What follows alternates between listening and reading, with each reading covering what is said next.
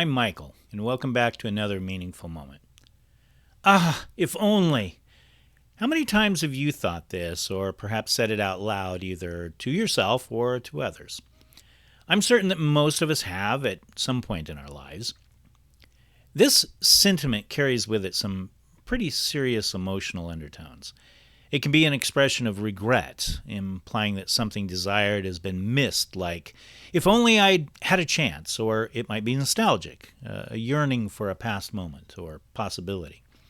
It can also suggest a dream or wish that feels out of reach, the thought of which fills us with hope, tinged with a sense of sadness, and it can also be an acknowledgement of resigning ourselves to knowing that what we wished for is not likely to come true. If only is a phrase that opens the door to the unspoken, what could have been, what still might be, or what will never come to pass. It's an expression that often indicates that a possibility has been given up on and abandoned. The antithesis to if only might be to express instead that anything is possible. Whereas if only often expresses regret of something missed, denied, or imagined but unrealized, possibility is openness to the potential that the future we seek can still be molded and shaped, and only we can do it. Possibility isn't a pipe dream or the act of being naive. It's taking a defiant stand that says, I won't give up. It's what keeps us dreaming when the world just says to us, settle for less. It's the spark behind every movement, every invention, and every act of hope. Possibility asks us, what if we tried? What if we believed? What if we built something better? Let me tell you the true story of someone who understands the importance of building things better through possibility. Temple Grandin didn't speak until she was nearly 4 years old. In the 1950s, autism was poorly understood and often mistaken for emotional disturbance or even mental deficiency. Doctors labeled her brain damaged and recommended institutionalization, but her mother, Eustacia Cutler, refused to accept that fate. She sought out speech therapy, structured play, and mentors who saw Temple not as broken, but as different. That refusal to give up was the first door opened to the possibility for this young girl with autism. Temple's early years were marked by sensory overload, social isolation, and relentless bullying. Loud noises felt like physical pain. She was teased for her quirks and called weird. Yet even in the chaos, her mind was quietly building something extraordinary. You see, she didn't think in words. She thought in pictures, vivid, detailed cinematic images. That gift would become her superpower. In high school, a science teacher recognized her potential. He encouraged her to pursue science, giving her a reason to study and a vision for the future. Around the same time, Temple built her first squeeze machine.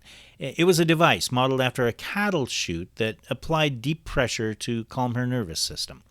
It was unconventional, but it worked, and it would later help countless others with autism. Temple went on to earn degrees in psychology and animal science, and eventually earned her Ph.D. from the University of Illinois.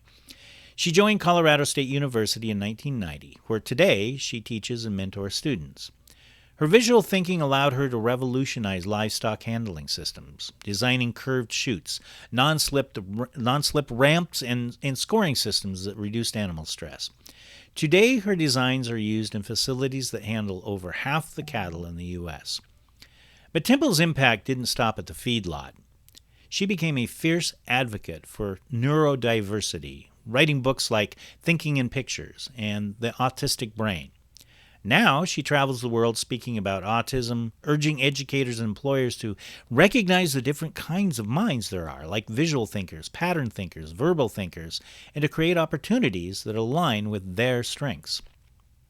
She often says, I'm different, but not less. That phrase has become a rallying cry for millions who felt othered by society. Her life is proof that possibility doesn't always look like the mainstream path. Sometimes it looks like a little girl in a barn sketching cattle chutes. And sometimes it looks like a woman in a bolo tie standing on a TED stage. Temple Grandin's struggle was exclusion. Her triumph was transformation through possibility. She didn't just open doors for herself, she built them for others. Irish playwright George Bernard Shaw famously stated, "You see things, you say why, but I dream things that never were and say why not." This was echoed by another famous Irishman, the American presidential candidate Robert F. Kennedy, when he said, "Some men see things as they are and say why. I dream of things that never were and say why not." Temple Grandin saw the possibilities and made them real. Now, if you like this episode of The Meaningful Moment, please like and subscribe to this channel. It lets me know that there are those who find this project helpful. When you do, I'll be happy to send you a copy of 10 Ways to Practice Possibility. It's a list of 10 things you can do to perfect the art and craft of possibility in your life. Just email me at michaelddavis@mddastudio.com and I'll send it out to you. Free of charge, no strings attached, no nagging follow-up emails or special offers. Just a gift, a tool, with the purpose being to help encourage you to become the best person you can be. And remember, possibility isn't passive, it's a choice.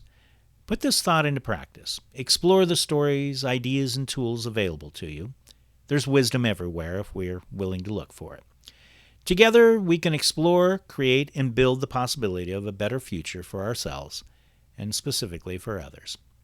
As always, I'm Michael from the Davis Arts Legacy, and my purpose is helping you elevate your purpose to the highest level.